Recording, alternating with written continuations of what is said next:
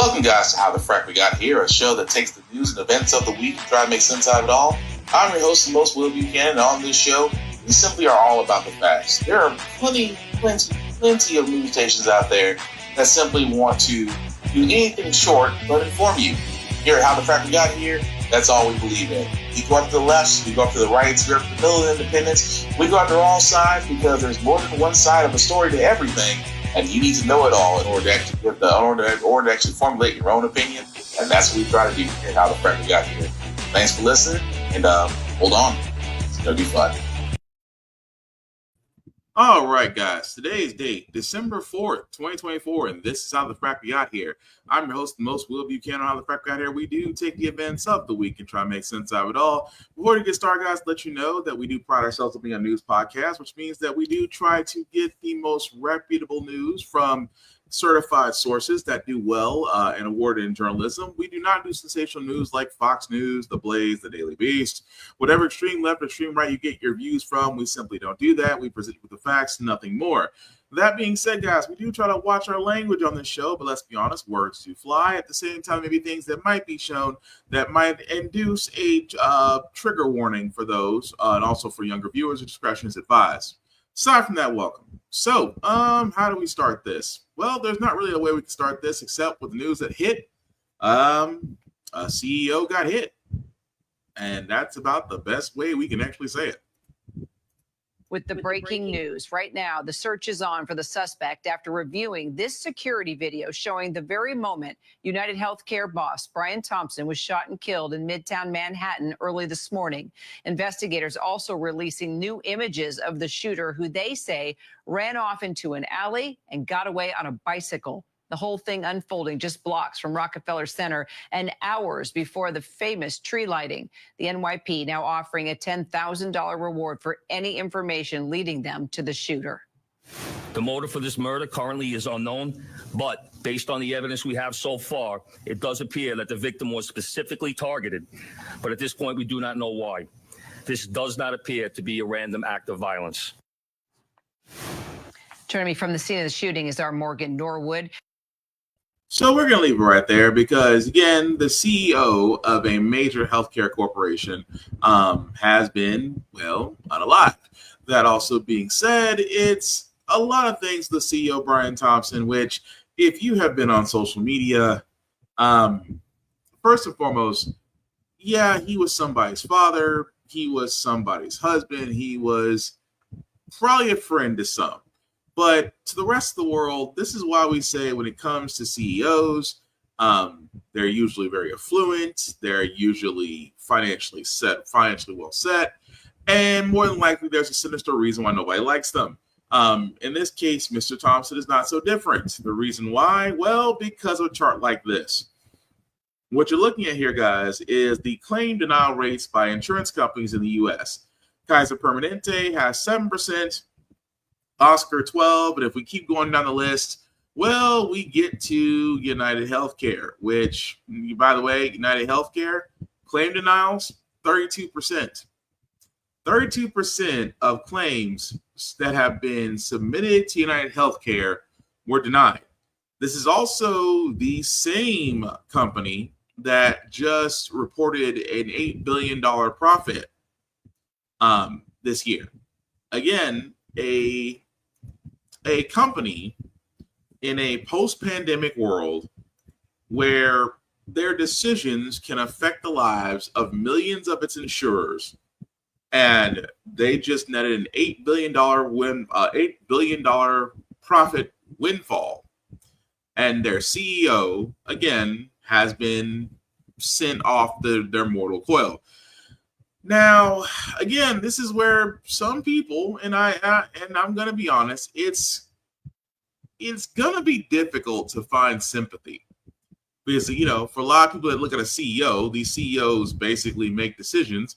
And let's just say if your family or someone you know or someone you love was affected by United Healthcare or, didn't get a medicine, a procedure, or a prior authorization or anything that might have actually saved or even extended their life, didn't get it by this company, I can understand how some folks may feel a way toward him, or they may just sit there and say, thoughts and premiums, or rest in prior authorizations, or did you completely pay your deductible before we can actually give you sympathy?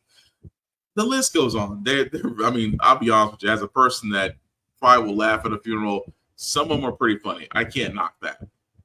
But at the same time, it does kind of shine a light on how people in America really do view the disconnect. I mean, there's a massive income divide when it comes to CEOs and regular people. Regular people just want to get by, while CEOs are just trying to, well, keep their jobs, so to speak. So, when someone asked me when I was reading this, like when I was reading the comments on that, and I thought some were pretty funny, they go, "Oh, that's horrible. They were a human being." Maybe true. They were a human being. I mean, you're not wrong about that. However, it's hard to not ignore the fact that a lot of that man's decisions to increase the profits in that company may or may not have led to many of its insurers no longer being with us. At the same time, it does say a lot that this man also traveled without security, was supposedly leaving an investors meeting, and that's when the person in the hoodie was able to get their opportunity. As of right now, that person has not been apprehended. And again, I'm going to be honest, you may not get a lot of help from the public on this one, just because of the fact of, well, a CEO is no longer with us. And as you can see, they are more like, well, he made decisions on people, whether or not their lives will be saved or not. And it sounds like karma came to bite him in the ass. Take it how you will. But again, if they ever catch the person, we'll report it. That also being said, guys, this actually happened over, well, a little bit before the holiday, or Thanksgiving, or Happy Colonizer Day, as we call it. Matt Gaetz. We did find out that Matt Gaetz was the pick to be Trump's AG, Attorney General. But somehow, some way, and very thankfully, he actually stepped down. Reason being, as well, because of the ethics report. This is where I get annoyed with House Democrats, because this report should have been out and gone already. This ethics report that they covered was basically because 2 years ago, and yes, it has almost been 2 years, that Matt Gaetz may have had relations with underage women at parties where certain substances were there, and at the same time, some other questionable allegations that have come up, into which even two people who have intimate knowledge of Mr. Gaetz had testified to the House Ethics Committee, and again, was going to be released at the time of where Mr. Gaetz was about to be the AG pick, and even doing so, resigned from Congress, which everybody thought that would actually kill the report, and it didn't. Although, because of this and loud uproar, and because Gaetz is a douchebag, Trump had no choice but to go ahead and withdraw the nomination from Gaetz and submit someone as quick as possible, i.e. his replacement is just as bad, or I should say even worse. That being said, the House Ethics Committee still wants to move forward in releasing the ethics report. You're voting, which is crazy. You are voting to release the ethics report. My whole thing is, why is it not out already?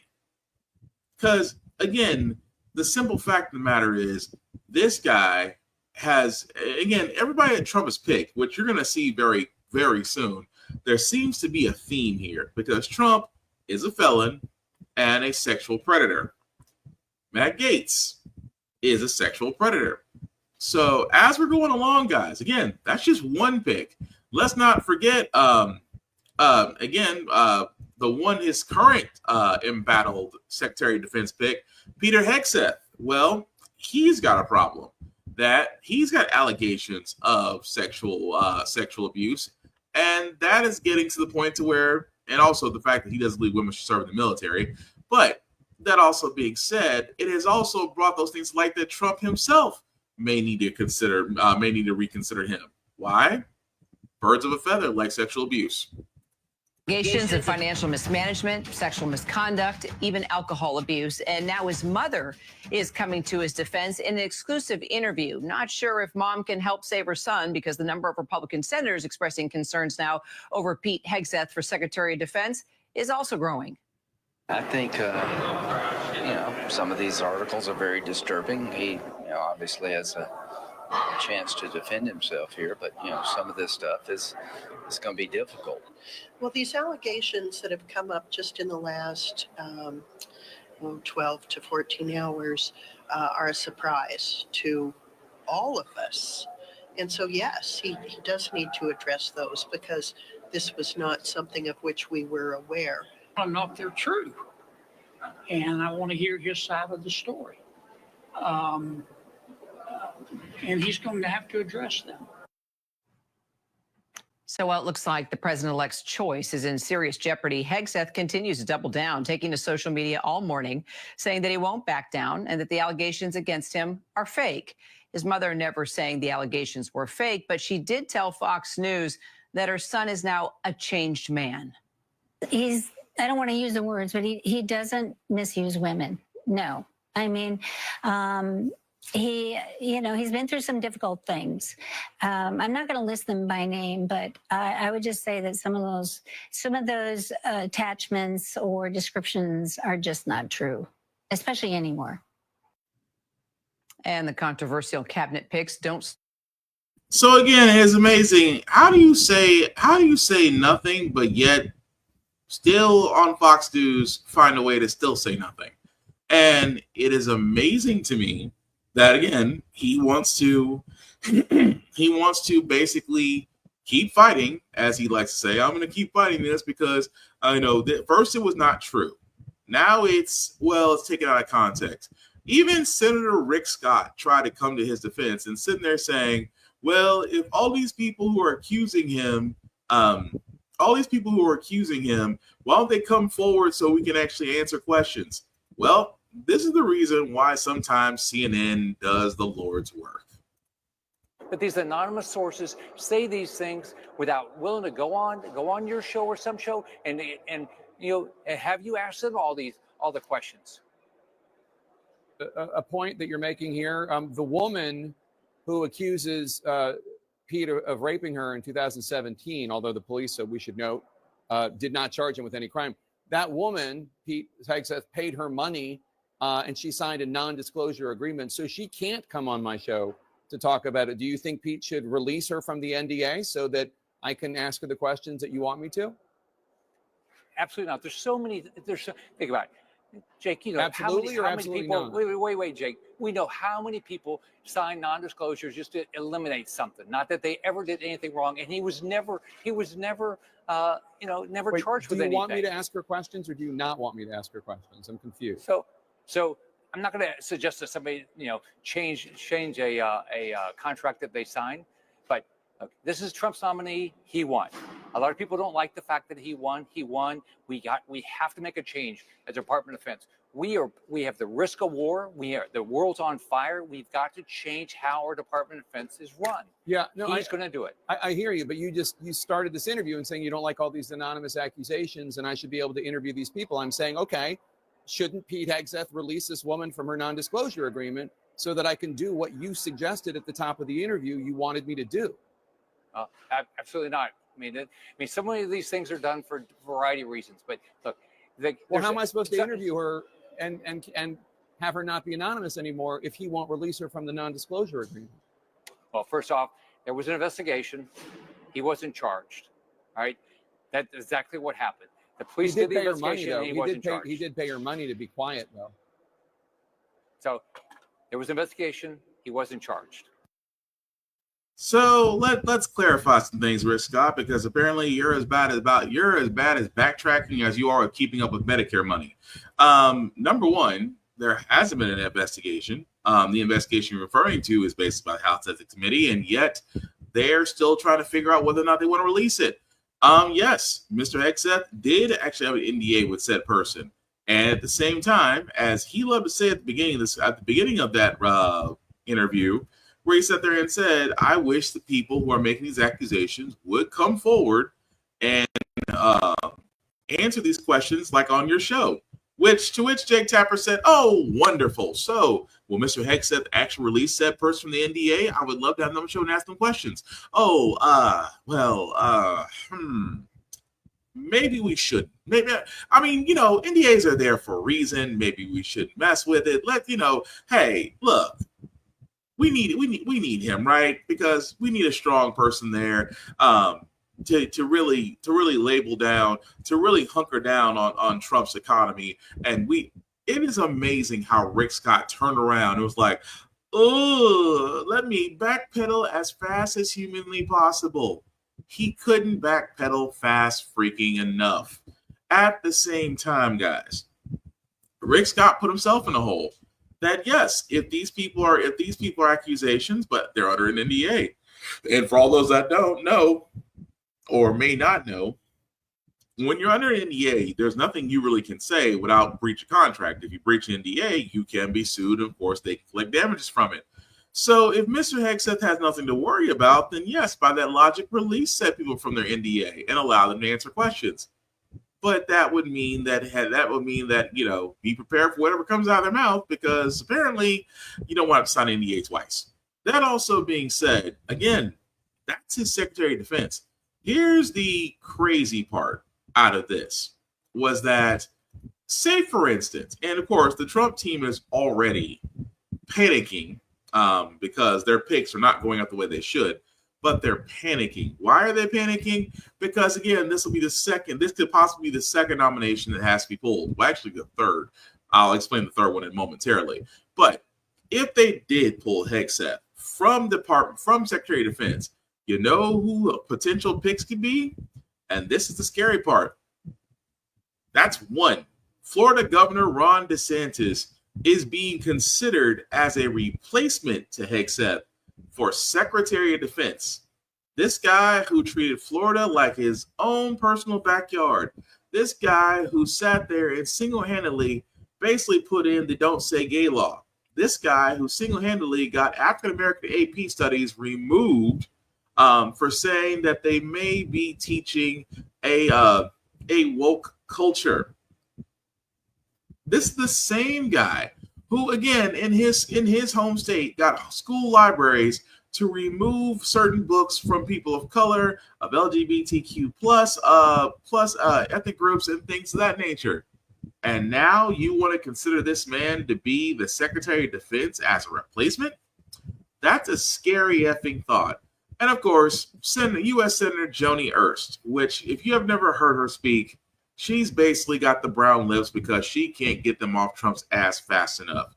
Consider her somebody who will do anything that Trump tells her to do with very little back talk. Why? Because Trump has learned his lesson from his first term, and to surround himself with yes people, not smart people, yes people. So again, if Hegseth is kicked out, guys, well, that's your two picks. A guy who considers himself a dictator and a woman who basically will just ass kiss her way up to the next position. I wish I could make this up. But speaking of things I wish I can't make up, I told you guys there was a third. Hegseth might be the third person removed. There's already a second one removed. The person I'm talking about, guys, is the man seen down right here. Hillsborough County Sheriff Chad Croyster. He was supposed to be the director for the Drug Enforcement Agency, DEA. Well, because of his actions during COVID, if you believe him, he says he withdrew, but supposedly Trump did. But either way, the guy withdrew from the nomination. Why? Because for all those who remember during the pandemic, that certain actions were done by certain people, such as Mr. Sheriff Cronster himself, actually instituted that some areas were barred from actually going anywhere during COVID-19. I mean, literal lockdowns that nobody asked for. So because of his extreme views on the COVID-19 pandemic and his actions, well, they have basically said, no, we don't really want you as the director of the DEA, to which he has stepped down, and we're waiting on replacements for that. So again, this is the idiocracy. This is what I keep on saying, guys. We are literally less than a month away from Idiocracy. Don't believe me, guys, because this is why I keep saying we should be worried about Trump and his mindset, because he talked about Biden being an 80-year-old plus man that should be running as president. Trump's just as old as him. And if you don't believe that a lot of these people are now just buying their way into positions, meet Monica Crowley, Trump's pick as Assistant Secretary of State. Yeesh. Senator Joe McCarthy was right. And he was trying to ring the bell in the 1950s about communist infiltration in our government. And the same deep state that is now going after Donald Trump, the same deep state that removed Richard Nixon, the same deep state that went after Ronald Reagan and anybody else who stood up to them, that deep state became very insidious and in the 1950s smeared and attacked Joe McCarthy for speaking the truth about godless communism in very halls of our government. Yeah. It's amazing. She's now the Assistant Secretary of State nomination, I should say. The fact that that's the first thing she went with, I'm not saying I'm worried. I am worried because that's her mindset. The deep state, conspiracy theorist. It never ceases to amaze me where these people come from and that they gravitate toward Trump. And again, these people are going to be in positions that are going to affect the nation. Even more so, you have folks that, again, in Trump's administration, bought and paid their way into certain programs. Like this instrument, like again, the person supposed to be leading NASA, Jared Isaacman. This man has let me explain this best. He is a billionaire. Yes, he has flown on SpaceX missions, but doesn't have federal government experience. He literally is just a guy with money that has now been put in probably one of the most important areas of our nation. And I'm sorry, this is what I'm talking about, guys, when I mean that in Trump's world, you can literally purchase your position. And they're showing, and I point this out all the time, what Trump is doing. He's basically saying, here's how you can purchase parts of our government, or you can run parts of our government if you choose to. But what's so crazy about it is how there's not a bigger uproar over this, that some people have literally just accepted it, or just like, well, I mean, Trump's going to be president. What can you do? Well, I'm pretty sure the CEO that we talked about earlier in this podcast also thought the same thing. And well, it's not like France, where again, France has shown us how it's done. France has shown us that if they have a vote of no confidence in their government, that yes, you as a prime minister can step down. France has shown that you can protest, that you can fight the system, and you can win. For some odd reason, in America, we just don't seem to have that type of fire. I don't know why, but again, Trump's America. But you know who's really feeling out of place, which I thought was funny. I still think it's funny, because Black Republicans, conservatives. Let me talk to you for a second. How do you feel right now? You feel good? You feel great? Has America been greater since you probably had a hand in getting Dorito reelected? I have to ask you this because I've always said Black Republicans and Black conservatives are effing idiots, because there's nothing conservative that appeals to people of color. Historically has never been. Policy-wise has never been. Anything pushed forward plan-wise has never been to the benefit of people of color, much less anybody else. And yet, Black Republicans, conservatives feel kind of left out. As reported by ABC, Black Republicans feel left out of Trump's second term picks. You know, the Tim Scotts, the Byron Donalds. I can keep going down the list, but I think it's funny because these are the guys that were shucking, that were jiving, that were doing the soft shoe, that were doing everything they can so Massa Trump could give them a place in the field and they're not leaving the field house. Well, we only know one black person that has been nominated, and he's in Secretary of Housing, Scott Turner, who was, again, a guy who was in Trump's first term, served as the executive director of White House Opportunity and Reviolation Council. Another word is just saying that helping, trying to connect to black people is really what it is. But that's it. And he's literally the Secretary of Housing and Urban Development. Again, and for all those who don't know historically, that seems to be outside of Secretary of Defense, Secretary of Defense, Mr. Austin, who's still currently serving under Biden right now. HUD has always been like the safe job for black people.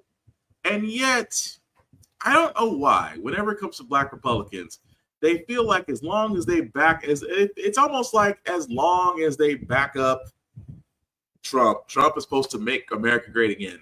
Not forgetting the fact that Trump basically took all the HBCUs administrators and chancellors that actually went to go visit him for a photo op, promising money to HBCUs that never saw a single freaking cent, actually.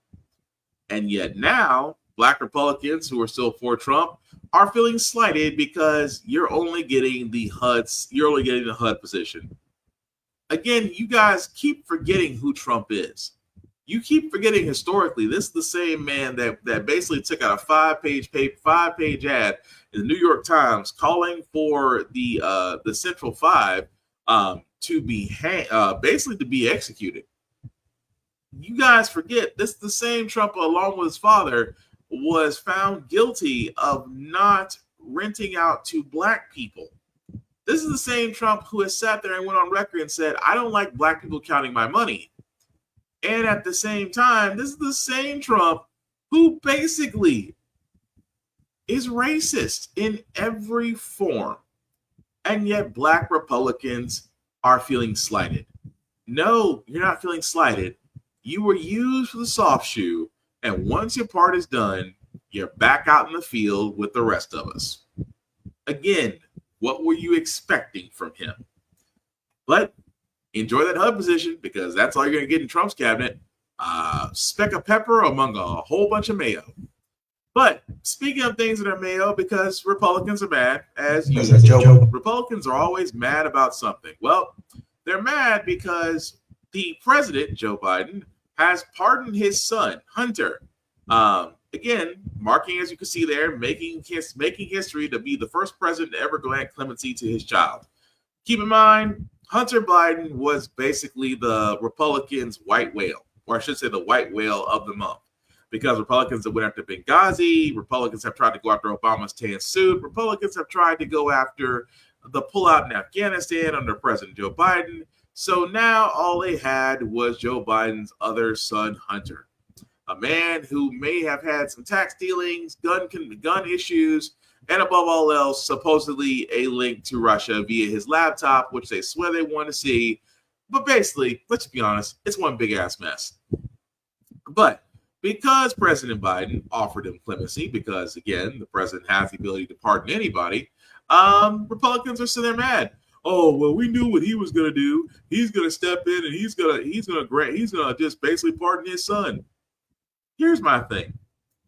If the man is convicted of crimes, okay, be convicted of crimes. I can live with that. But at the same time, in the grand scheme of things, does it affect the country? If it doesn't affect the country, why do we care? It's not like, a president decided to steal hundreds of documents and ship them down to his house in Florida and then decided to sit on them and read them like they were Reader's Digest, not considering the fact that he no longer has security clearance because he's not the president anymore. I mean, that's damaging. It's not like somebody basically defrauded the state of New York for several decades, finally got caught on it, and again, may have affected housing, the pricing market, and everything else in a single state done by him. I mean, that's something I'd be worried about. Or the fact that he's a sexual predator and that somebody finally got justice. Oh, yes, I know I'm talking about Trump. But I'm making a point here. A guy who literally has tax issues, let the IRS sort him out. But so what if Biden pardoned him? Because again, we're worried about what Trump will do, because that's where my mindset is. My mindset is, what will Trump do once he's in office?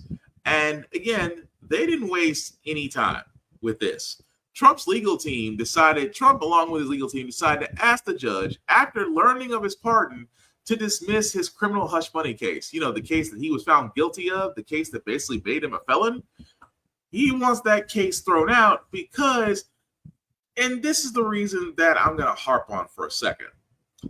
The reason why is because, quote unquote, because this prosecution may disrupt the president-elect's transition and threatens the functioning of the federal government. That is the argument that Trump's attorney has pointed out in court. And this is the thing that I'm going to be honest, this is what bugs me. And this, again, this comes from the DOJ. The opinion of the DOJ is that they will not indict a sitting president of any crime. It didn't help that just a few months ago, the Supreme Court said that some actions done while a person is president he should be immune from. To which Trump's like, yay, me. I was like, no, you're not the president. You're not the president, so the rule doesn't apply. But now, and again, Republicans and Trump are trying to say, well, because Hunter Biden got a pardon, why can I not turn around and get my cases dismissed? I'm about to be president in less than a month. Because you're not the president. And even more so, why is it that when someone is president in America, to me, it's like you're trying to say the president cannot be without fault. We can't. It's almost like saying we can't put our president on trial. Why the frack not? The president is a man. He's not God. The president is not infallible. He will make mistakes. But at the same time, the Department of Justice, the Attorney General, their sole reason is to keep the president in check. It's to keep the president in check. If the president steps out of line, along with Congress, they can pull forward articles to where of impeachment, and to where if it's a full vote, the president can be impeached. At the same time, I just got through talking about France. France had a vote of no confidence today, and their prime minister will now be ousted. Why? Because France does not believe in America the same way we believe about our president. And this is why I say I'm getting a little bit of tyranny of kingship here. Because if Trump does become president, which, again, less than a month away from that mess, how many more times are we going to keep hearing, well, it's the opinion of the DOJ that we cannot indict a sitting president?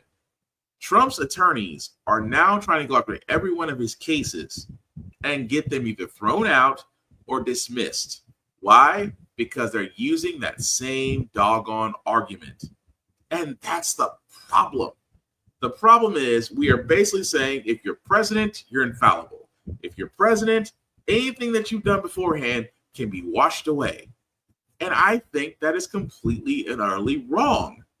This man has 4 other cases, especially the election interference case in Georgia, to which they're trying to get that thrown out. He's still got the case with the FBI to FBI over documents, which again, Special Counsel Jack Smith is winding down. He wants the case closed with prejudice, which means that, and I know for all those that don't know, if the case is closed with prejudice, that means it can be brought back up once Trump's out of office. Here's the thing. We cannot say beyond a shadow of a doubt in 4 years, will Trump be out of office? We can't say that because that's the uncertainty. We have now truly found out that if Trump's back in office, if you vote for me, you'll never have to vote again. That's not him. That's not him blowing smoke up your ass. That's a warning.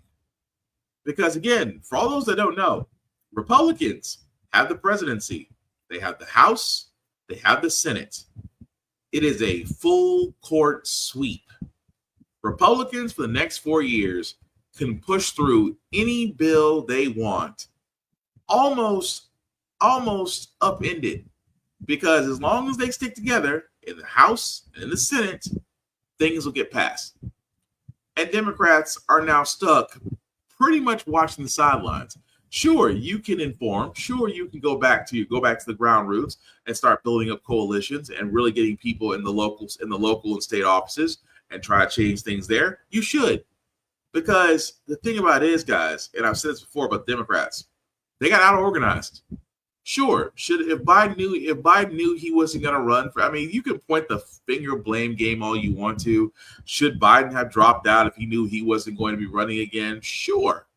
Did Kamala Harris do everything that she could do within 120 days of campaigning? Yes. But at the same time, you can point fingers all you want to, but here's where the Democrats get it wrong. That all the Republicans have done is use money, spend money, gotten in positions, got people in those positions, and pretty much ran the meter dry. Their message got through.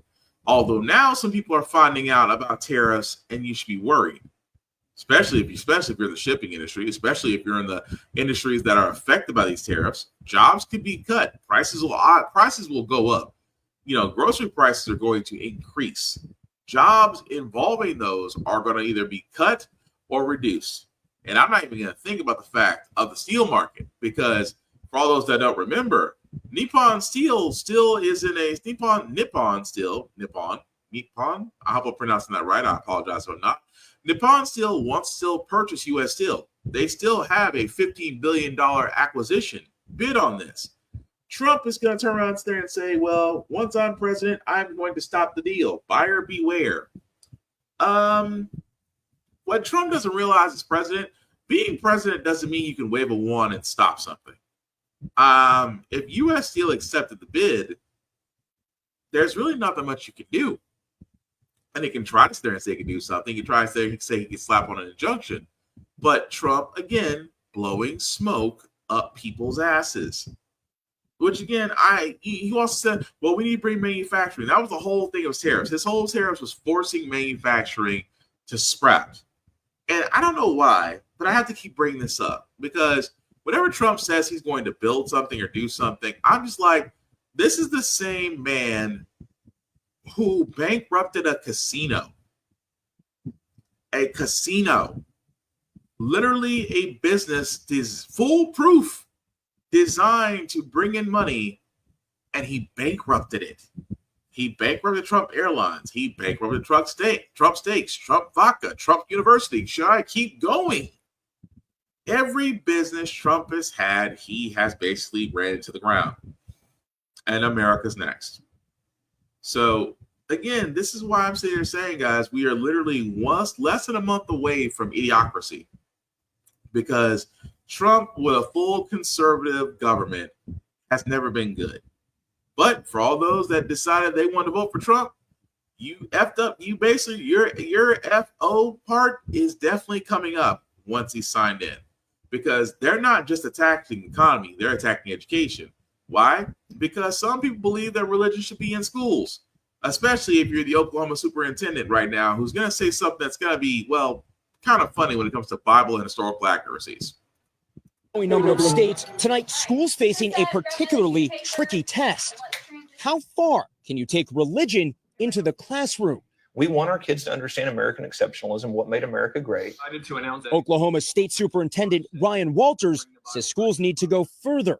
He has ordered all schools to incorporate the Bible and 10 Commandments into curriculum for grades 5 through 12. And now he says he's purchased 500 Bibles. The elected Republican's ultimate goal? Put one in every Oklahoma classroom. You're saying you're not forcing Christianity on people, but I think some people might see it as that. So what would you say to allay those concerns? Look, what I would say is you can be offended by Christianity. You can not agree with Christianity, but that doesn't give you the right to take Christianity out of American history. And that's what we've seen the left do. We have been very specific. The Bible is there for its historical context. It is not there to say that you should be a Christian or you should follow Christianity. Are we also talking about having a Bible in a math class, like in a chemistry class? Like, is that the goal, to have it in those kinds of classrooms as well? Yes, when applicable. Walters' controversial plans face legal challenge and criticism, including from parents like Erica Wright, who says her son brought his own Bible to school yesterday. Public school is not Sunday school. I think that my husband and I are the only two people, along with them, that should have this very personal decision about who engages with our children with the Bible. The mother of three and education advocate calls the mandate an embarrassing distraction in a state whose education system has been ranked near the bottom nationally. We are struggling so much with our academic outcomes. I want my kids to be going to school focusing on math and reading and science and history. Teachers like Jenny Bobo worry they could lose their teaching certification by ignoring the mandate.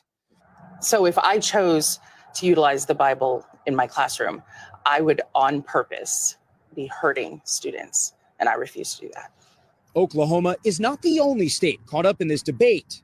The Texas State Board of Education just voted to incentivize elementary schools to work biblical themes into their curriculum. Louisiana officials want the 10 Commandments on display in public school classrooms. That push blocked for now by a federal judge. New policies pushing the limits of the separation of church and state. Do you actually think these mandates from you are going to hold up at the U.S. Supreme Court? Absolutely. Absolutely. Jesse Kirsch, NBC. So what's crazy about this is, and I know we've covered this before. We've covered this previously with this guy, that he turns around and says, well, there's historical references in the Bible. Here's the thing. I wouldn't use something that you use in church that you would use in school. Hence why the separation of church and state. Also, if we were to look statistically, states that were more worried about religion than education, their graduation rates and things of that nature are poor. And some parents, like myself, I'm going to be honest, I did not send my kid to learn the Bible at school. I send my kid to school for a quality education, as their right as American citizens. They are due for a quality education for life skills that will help them out as adults. That's the whole point of school. However, it is amazing to me that, again, this is what I talk about, guys, where these people, I'm not just talking Moms for Liberty, I'm not just talking the extreme Christian people who believe that, Christianity needs to be taught in schools.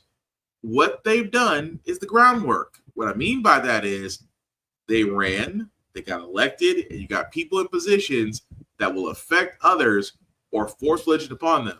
But I'm a one, you know what? Not to quote Dave Chappelle, but modern problems require modern solutions. And if you're going to introduce the Bible in school and say that you want to bring religion back into school, cool. Bring in the Quran. Bring in the 95 verses. Bring in Martin Luther's 95 verses. Bring in Hinduism. Bring in Buddhism. Bring in all these other religions, because that's how you know if it's just forcing Christianity down people's throats or it's really about religion. Because if you're just going to introduce one, introduce them all. I'm pretty sure the Church of the Satanic Temple will gladly help in that situation, even though they do good work. Let's be honest. But that's the point I'm getting at. If it's truly about religion, then let them other ones in, and then, well, let's just see what happens. Let's see the hypocriticism come out. Well, you can't teach that. Why? It's religion. The same grace that you're trying to use for Christianity can also be used everywhere else. Why? Because this is the door you open. We're just exploiting it. But what's really going to hurt here, guys, is that the kids are going to be hurt from this. That, again, you shouldn't have to worry about a Bible in school. You should be worried about, they should be teaching critical thinking. They should be teaching how to think outside the box, lateral thinking. They should be teaching and preparing these kids to become progressive adults, not Bible repeaters. But I digress for now, because we're going to see what happens, because I still hope the Satanic Church or another religious group gets in on this and just watch their heads explode. Should be fun. Speaking of things that are fun, guys, yes, I make fun of Republicans. Not intentionally, but they should be. The Republicans who have the party of family values and things of that nature. Well, this shit, I know this is not the feel good segment, but I still got to show this anyway. Imagine you're so drunk that you basically pissed your pants through a DUI. Happened to Senator Ken Yeager. And again, it's always fun to watch.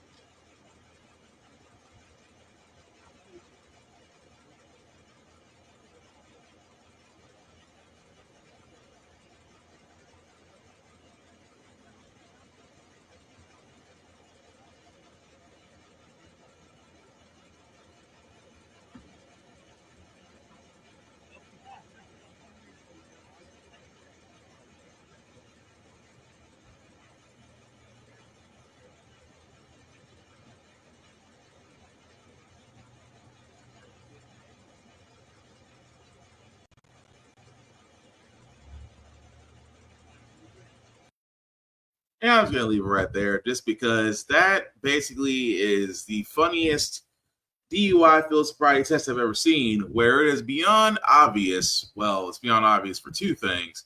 But again, that's the state senator for Tennessee, Ken Yeager, who apparently decided that I'm just going to just go right here and just be okay with that. At the same time, he serves as the Republican Senate caucus chair, and as of now, being his own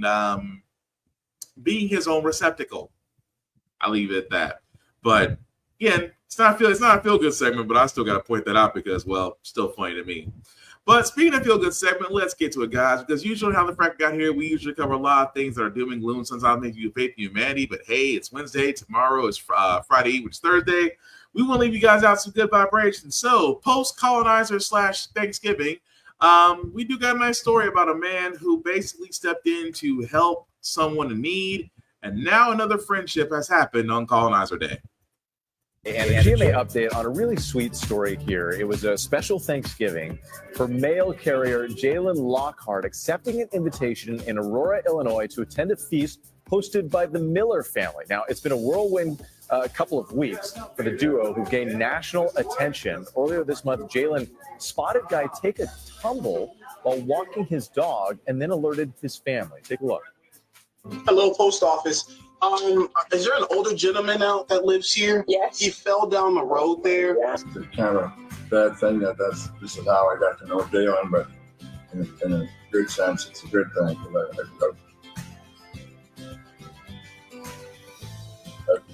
James, another friend. You can see how emotionally as Jalen jumped right into action to help him out. So the Millers, they've now extended the invitation to Lockhart and his family for Christmas as well. Lockhart adding, "We are all family now." That is what this season is all about. Absolutely.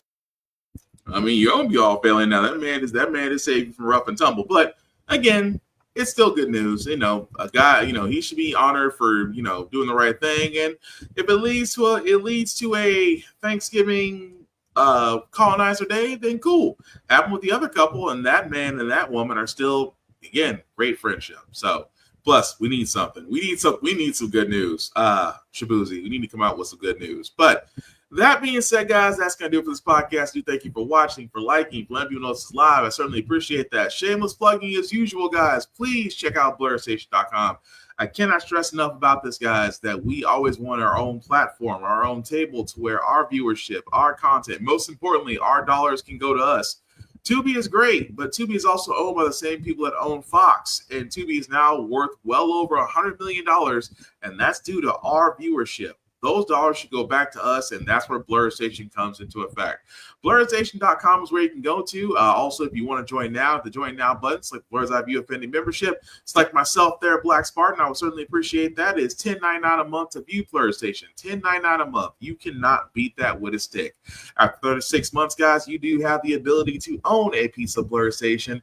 And owning a piece of a media consortium has never been so much easier. But definitely check them out at BlurStation.com. Also, another vehicle, guys, always press record or APR TV on the app.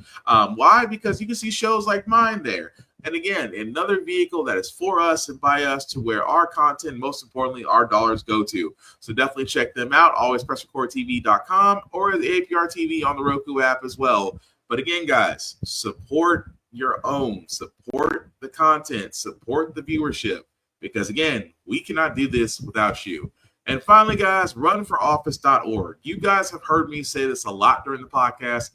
This is how they do it. You ever thought about running for office, whether it's a public, state, or federal position?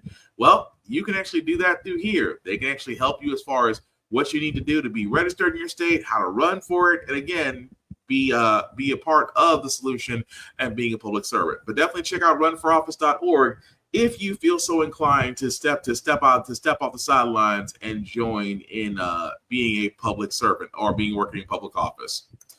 That being said, guys, you can find me, Black_Spartan615 on the social, guys. The link at the bottom, I'll make that a little bit bigger for you guys to see. If you copy and paste that link into your browser, taking my link to the YouTube and Facebook groups for all of my podcasts. Like, share, and subscribe. A like, and share, and a follow definitely costs you nothing, but means everything. Because simply put, guys, we cannot do this without you. And again, I know that I do talk about a lot about what's going to happen next month. Trump being sworn in, the 118th Congress will also be sworn in. And, well, we know it's not going to be a very pretty sight. That being said, guys, the best thing we can do is organize from the ground up. And hopefully, try to make these 4 years and really try to get through it. It's the best thing that we can do because, again, as we wrap this up, how the Frack We Got Here, it's all about staying informed. We are not trying to reinvent the wheel. We are simply giving you all the information allowing you to make up your own mind, but we do provide a lot of perspective that goes along with it. We do better in society once we're informed, progressive. We move forward. We try to right our wrongs by making decisions now that we should have done back then, like electing our first Black woman into the Supreme Court, electing our first Black woman as Federal Board of Governors.